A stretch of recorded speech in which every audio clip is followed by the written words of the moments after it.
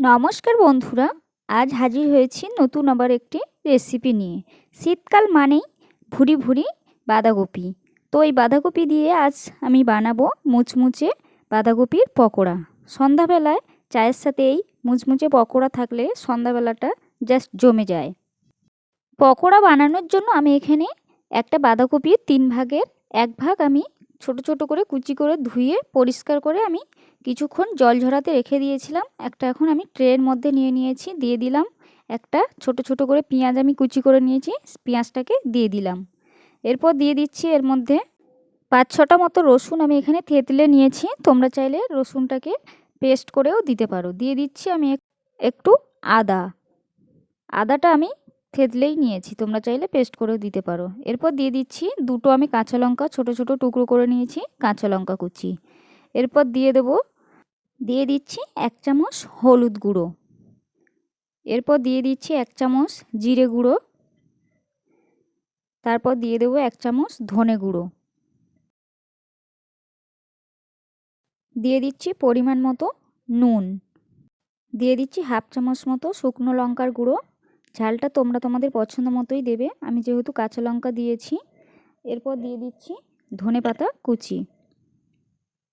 সব কিছু মশলা দেয়া হয়ে গেছে। এখন আমি এর মধ্যে দিয়ে দেবো একটা ডিম আমি ফাটিয়ে রেখেছি, ডিমটাকে দিয়ে দেব। এখন আমি এগুলো সব একটা বাটির বড় গামলা বাটির মধ্যে ঢেলে নেব, কারণ এর ভিতরে মাখানো যাবে না ভালো করে, সেই জন্য আমি বাটির মধ্যে ঢেলে নিচ্ছি। আমি একটা বড় বাটির মধ্যে নিয়ে নিয়েছি। এখন আমি এর মধ্যে অল্প অল্প করে বেসন দিয়ে মাখিয়ে নেব, নিয়ে একটা ব্যাটার তৈরি করে নেব। এটা আমি জল দেব না, এইভাবেই আস্তে আস্তে করে এটাকে ভালো করে চিপে চিপে, বাঁধাকপি থেকে এমনিই জল বেরোবে, তো এইভাবে চিপে চিপে অল্প অল্প করে বেসন দিয়ে মাখিয়ে নিচ্ছি। তো দেখো আমি এটা মাখিয়ে নিয়েছি, পুরো কতটা কমে গেছে, কমে একদম অল্প হয়ে গেছে।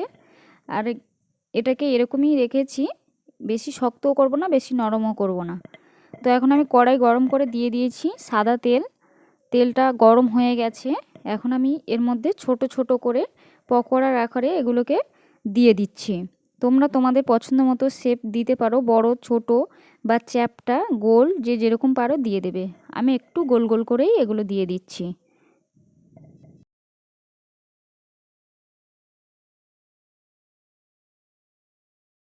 গ্যাসের ফ্লেমটাকে মিডিয়ামে রেখে আমি আস্তে আস্তে এগুলোকে ভেজে নেব। এগুলো আমি একটা করে পিঠ উল্টে দিয়েছি, সুন্দরভাবে উল্টে গেছে। তো এখন আস্তে আস্তে এইভাবে আমি এগুলোকে নাড়াচাড়া করে ভেজে নিচ্ছি লাল লাল করে। তো দেখো এগুলো লাল লাল করে ভাজা হয়ে গেছে আর মুচমুচেও হয়ে গেছে। তো এখন আমি এগুলোকে তুলে নেব, নিয়ে আরও বাকি যেগুলো রয়েছে সেগুলোকেও আমি ভেজে নেব একইভাবে। এরপর আমি আর হাত ইউজ করব না, এরপরে চামচ দিয়ে অল্প অল্প করে দিয়ে আমি বাকিগুলোকে বানিয়ে নেব। তো সন্ধ্যাবেলা চায়ের সাথে বাঁধাকপির পকোড়া গরম গরম খেতে দারুণ লাগে। তোমরাও বাড়িতে একবার এইভাবে ট্রাই করো, আশা করছি তোমাদের খুব ভালো লাগবে। তো আজকের রেসিপিটি এই পর্যন্ত। রেসিপি ভালো লাগলে অবশ্যই চ্যানেলটা সাবস্ক্রাইব করে লাইক কমেন্ট শেয়ার করে সবাই পাশে থেকো। দেখা হবে পরবর্তী কোনো ভিডিওতে। সবাই ভালো থেকো, সুস্থ থেকো।